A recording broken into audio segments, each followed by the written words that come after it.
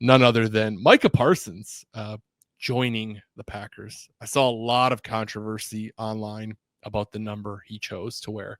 Saw a lot of people mad. I personally am pretty upset about it as well because, you know, I feel like the Tundra line has been wearing the number 1 for so long that it's disrespectful to the Tundra line that Micah Parsons is taking that number.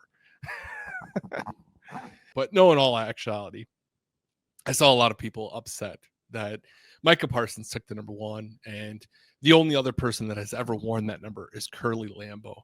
And I saw a lot of people are like, oh, how disrespectful of Micah Parsons to choose number 1. First off, Curly Lambeau wore a lot of numbers during his 11-year career. He's probably more well-known as a coach than as a player.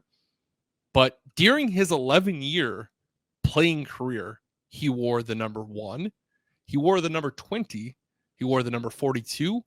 And he wore the number 14. If you've only worn the number 2 years of your 11-year career, I don't know that it's your number. In fact, if you look up Google images of Curly Lambeau, odds are the picture you're seeing, he's wearing number 20. And I think if your name is on the facade, I don't think it's that big of a deal if a number that you wore for 2 of your 11 years is retired to go with it. The Packers also reached out to their historian who said there's no record of that number being unofficially retired. It could just be something that's been done. Curly's the only one that's ever worn it, so maybe it's just one of those things that they're just like, hey, we're not going to do it. But, you know, there's a new policy in place at Lambeau Field by the name of Ed Policy.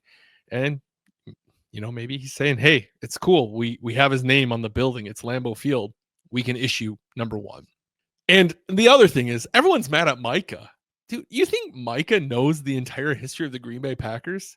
Micah even said he wasn't even sure. He didn't even know how passionate Packers fans were until he was traded to the team and saw the reaction.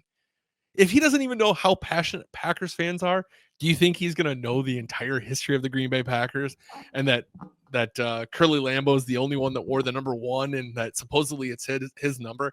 I don't know. I think it's pretty crazy.